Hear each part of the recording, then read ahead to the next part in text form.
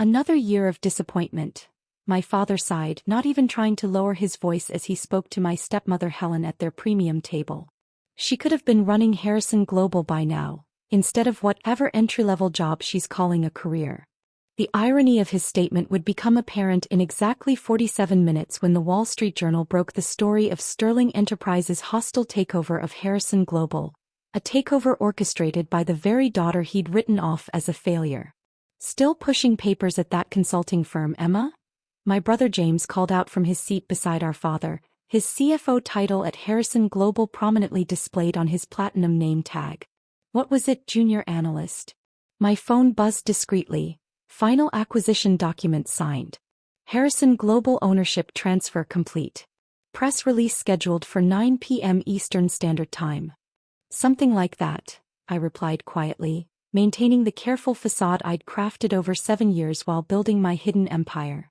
The consulting firm was actually one of Sterling Enterprises' many shell companies, used to gather intelligence on acquisition targets, including Harrison Global. "Emma's always been more suited to simpler roles," Helen pronounced, her diamond necklace catching the light in the grand ballroom of the Ritz-Carlton. "Not everyone has the Harrison business acumen." I suppressed a smile, thinking of the morning's board meeting where I'd finalized the $8.2 billion takeover of Harrison Global. My business acumen had built Sterling Enterprises into one of the world's most powerful corporate raiders, all hidden behind layers of holding companies and offshore entities. "Remember when she thought she could handle merger strategy?" James laughed, swirling his 25-year-old scotch. "Dad made the right call there. She couldn't even understand basic market valuations." Those basic market valuations had helped me identify every weakness in Harrison Global's corporate structure, information I'd used to systematically acquire their subsidiaries until I controlled enough shares for a takeover. "How's that shared cubicle working out?" my stepsister Rachel inquired with false sweetness. "Still hot desking with the interns?" The shared cubicle was another carefully maintained fiction, just like my modest career and struggling professional life. My real office occupied the top floor of a Manhattan skyscraper, though they still thought I worked in an open-plan basement. "It's fine," I said mildly, checking another alert. "Stock certificates transferred. Board resignations prepared. New management structure ready for implementation." "You really should let James help you with career planning," Helen persisted. "Even a junior executive position would be better than whatever it is you're doing." James nodded sagely, unaware that Sterling Enterprises controlled more corporate assets than Harrison Global had ever managed. "Start with something basic, maybe accounts payable?" My phone lit up again. Global markets preparing for ownership announcement. Significant stock price movement expected at opening. "I'll think about it," I replied softly, watching the family that had branded me a disappointment hold court at what would be their last corporate gathering. The same family that would soon learn that their failure daughter owned not just their company, but their entire professional future. "Did you at least finish that online business course?" James asked, drawing snickers from his executive friends. "The one with the cartoon graphics?" The online course story was part of my carefully constructed image. While they laughed at my supposed educational struggles, I was orchestrating one of the largest corporate takeovers in business history. "Emma just needs to accept her limitations," Helen added, patting my hand with rehearsed sympathy. "We can't all be corporate leaders like James." My phone vibrated. CNBC exclusive secured. Corporate takeover reveal set for prime time. I thought about the empire I'd built while they assumed I was processing expense reports. The vast network of companies all operating under different names, all leading back to Sterling Enterprises, and to me. "That consulting firm is really more your speed," James smirked, checking his Rolex. "Keeps you grounded in reality, doesn't it?" If he only knew that I own not just his company, but most of their major clients and suppliers. The businesses they desperately tried to partner with, the contracts they fought to secure, all quietly controlled by my various holding companies. "Takeover announcement prepared," my chief strategy officer texted. "All executive terminations ready for immediate execution." I looked around the opulent ballroom, at James boasting about his latest strategic initiative, at Rachel flaunting her director title, at my father basking in the success of his real business heir. In less than an hour, They would learn that the daughter they'd dismissed as a disappointment actually owned their entire professional world, and was about to dismantle it. "Proceed as planned," I texted back, settling in to watch the carefully constructed world of the Harrison family crumble from my perfect vantage point at the budget table. At precisely 9 p.m., the first tremor of change rippled through the ballroom as phones began lighting up with breaking news alerts.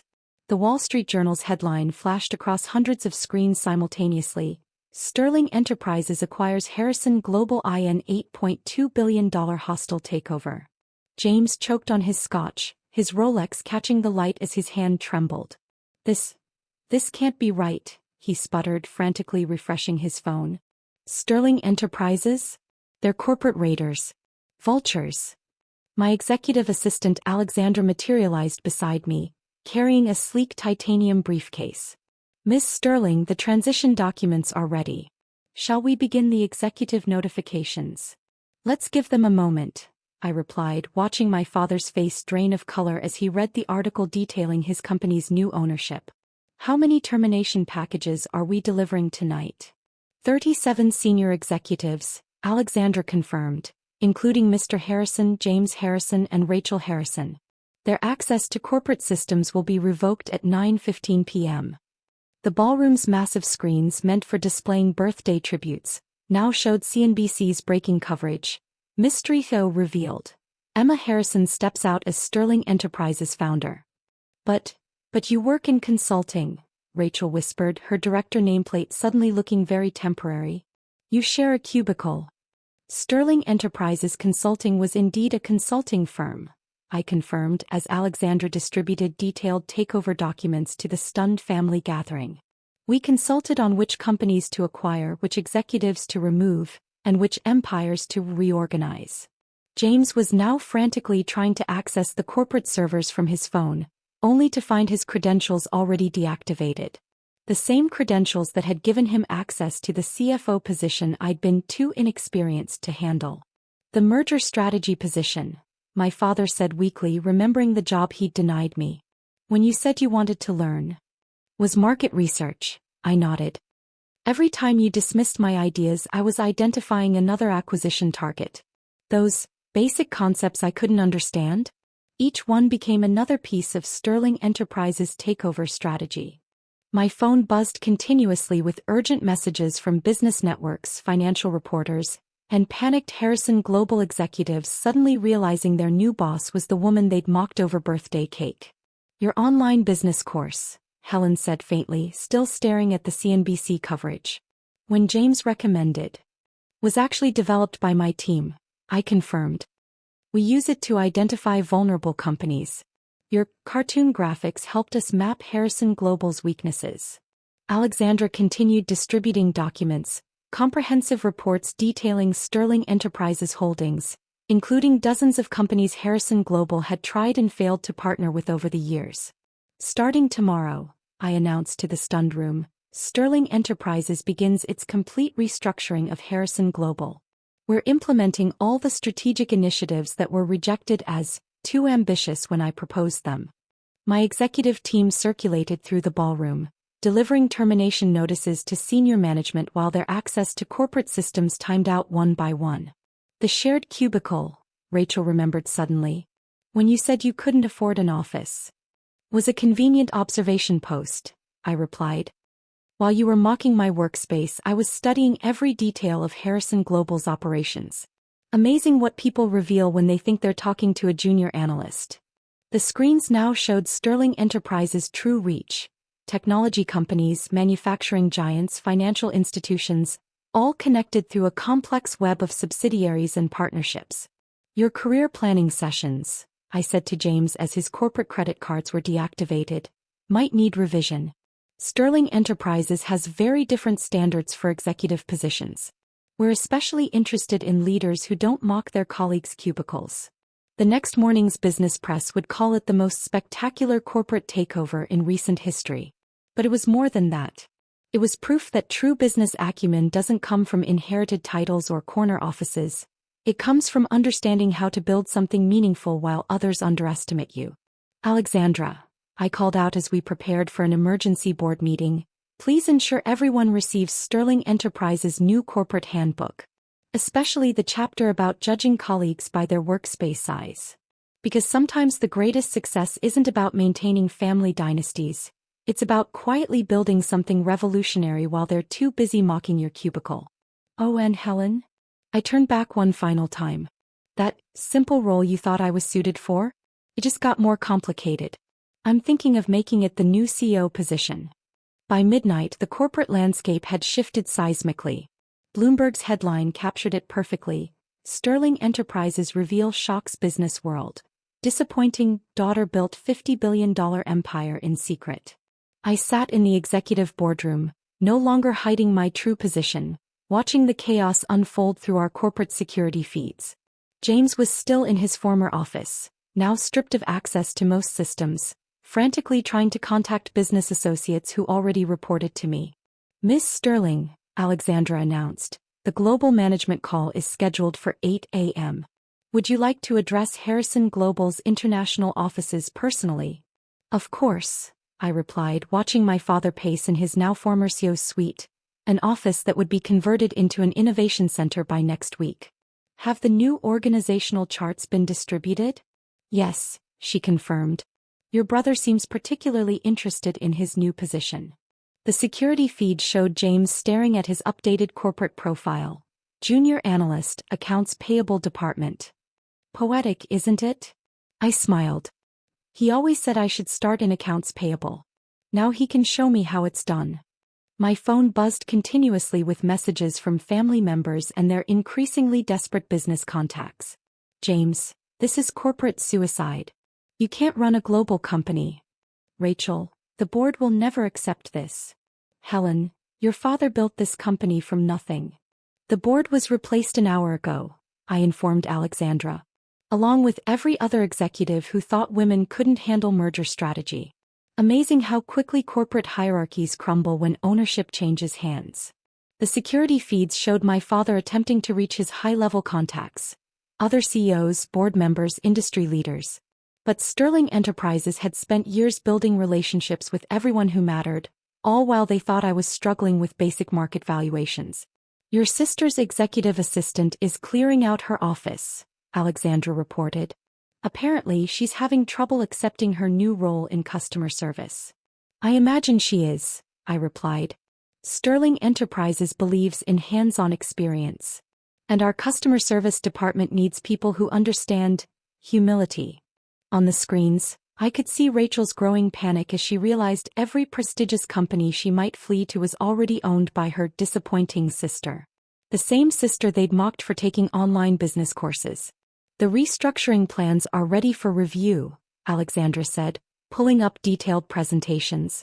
Would you like them to see how their departments will be transformed? Send everything, I nodded. Let them see exactly what happens to a company when it falls into the hands of someone they thought couldn't understand basic strategy. The plans showed dramatic transformations. James's finance department becoming a training ground for young female executives, Rachel's marketing division converting to a corporate responsibility unit, my father's executive suite transforming into a mentorship center for overlooked talent. Your father's trying to access the acquisition records, Alexandra reported. Should we let him see how long you've been planning this? Show him the complete timeline, I decided. Let him understand that while they were mocking my simple job, I was quietly buying everything they valued. The timeline revealed years of strategic moves, each acquisition carefully hidden behind shell companies and holding corporations.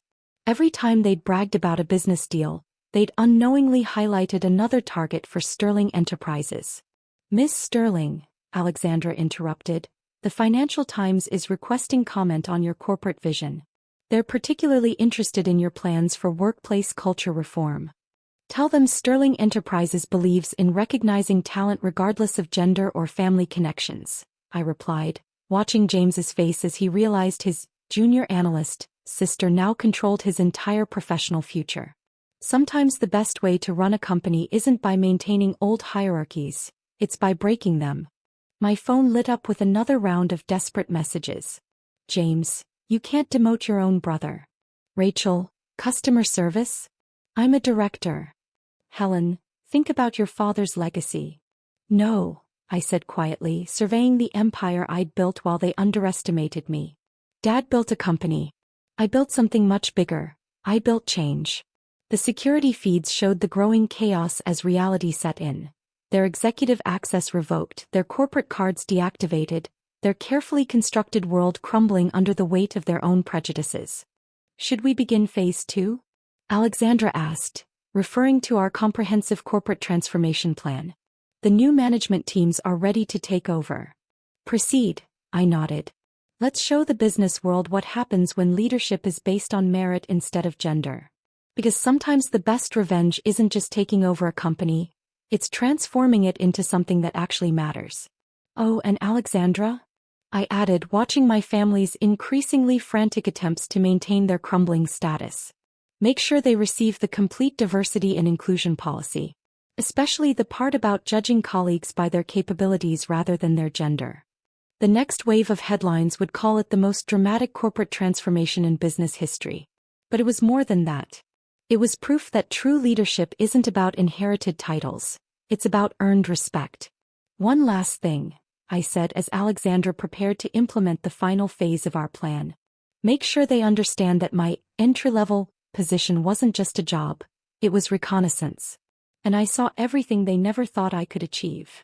Because sometimes success isn't about having the biggest office. It's about quietly building an empire while they're too busy mocking your cubicle. And I owned it all, right down to the accounts payable department they thought was my destiny. Time to start the global management call. I smiled, heading to the CEO's office, my office. Oh, and James? Don't be late for your accounts payable training tomorrow. I hear the supervisor is quite strict about punctuality.